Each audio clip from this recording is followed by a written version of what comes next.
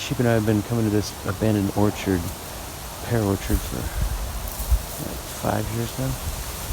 Well, onion goes everywhere in this abandoned orchard. Collected a bag of wild onion seeds. Took me an hour, less than an hour.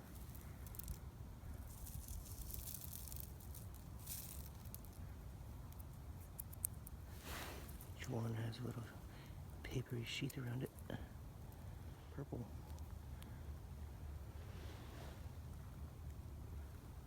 It tastes like strong onion. It's so sweet. And the property owners actually contacted me through Facebook, and they want me to do property checks and clean up, basically. Eric? Yeah. Thank you for picking up. Hi. Much appreciated. I just bought a truck for $300. Yeah. So Ashland banned my sheep from walking through town. Medford has always banned livestock from walking through town, and Phoenix just recently has had a police officer messing with us and banning us from walking through town. So I pretty much had to get a truck, at least for this area.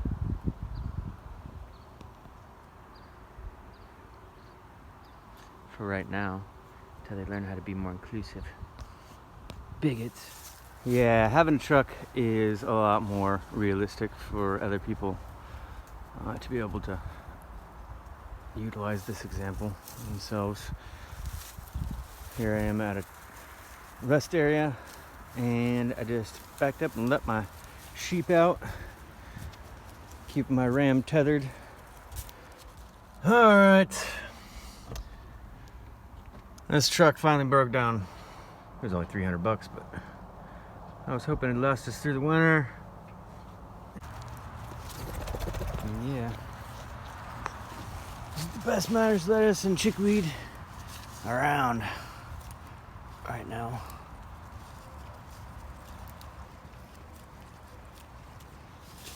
Myers lettuce. Oh, we got chickweed right here. Myers lettuce got more vitamin C than any other wild edible plant that I know of, even out of the fruit. It's got more vitamin C than oranges, like 8 times as much, up to 8 times as much. And chickweed here has more iron content than any other wild edible plant that I know of. Get a treat for you. Good girl. Not the sprouted ones. Just good girl. Yes. Oh, such a happy mama.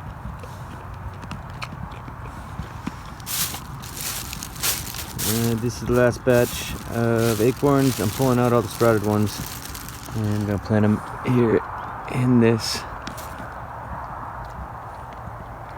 volunteer pear orchard.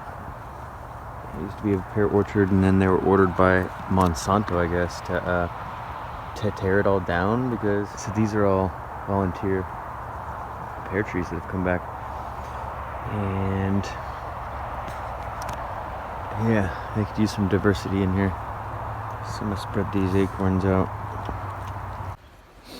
Good sheep, yeah. Good morning.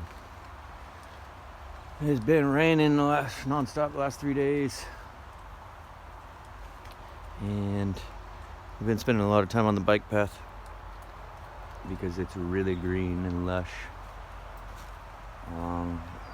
Bike path is called the Bear Creek Bike Path because it runs along the Bear Creek. So virtually everything on the sides of the bike path are lush because they're in a riparian zone. And we're sleeping under one of the bike path bridges right now. Out of all the animals that you can pack boxes and bags on, sheep are the most efficient. Don't need any strapping underneath their belly or across their chest or across their butt, like horses and mules and goats all need. They don't even need any under blanket to pad between them and their pack, because they have it built in, their wool. They just put this on. It's literally just a suitcase, like handles. They've gotten wider and wider as he's gotten bigger and bigger. But yeah, I just pick it up like a suitcase and put it over him and literally walk. And watch how easy it is.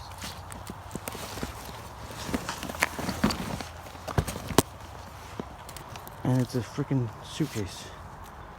I mean, like, no pack animal you can do that. Just good boy with it.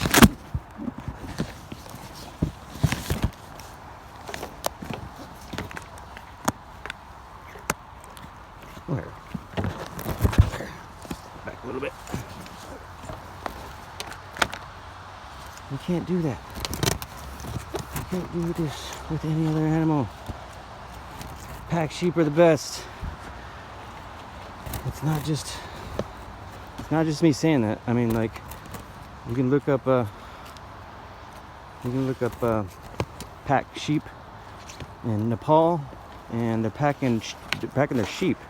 They can't do it with their goats, but their sheep, they just have packs like this, but they're fabric, smaller than this, and they fill them full of grain, and they're able to pack, like, it looks like 10 pounds on each side of their sheep. And then they have like thousands of sheep, so that's just ridiculous. And I think they kind of use it like a primitive railroad system. Like each sheep is like a little section of a train that's carrying product to the next town, and they do it for a fee.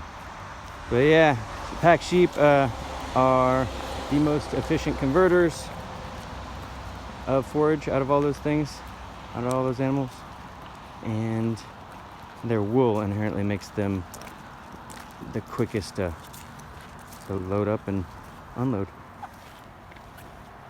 I don't gotta strap anything down to them. Oh my god.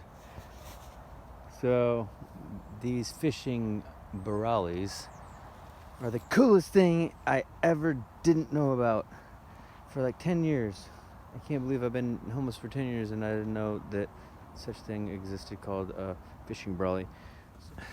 Big thing is this one has a rib system, and a rib system that's much more flush with the ceiling. So the other one is like down to here, and it comes out to here, to the midpoint. This one, you have just all kinds of head space in it. With this one being flush, you allowed for it to be way up here so that you can angle it and actually have it back there and not have to sleep behind a pole. It's so awesome. Right now I am watching the goats again.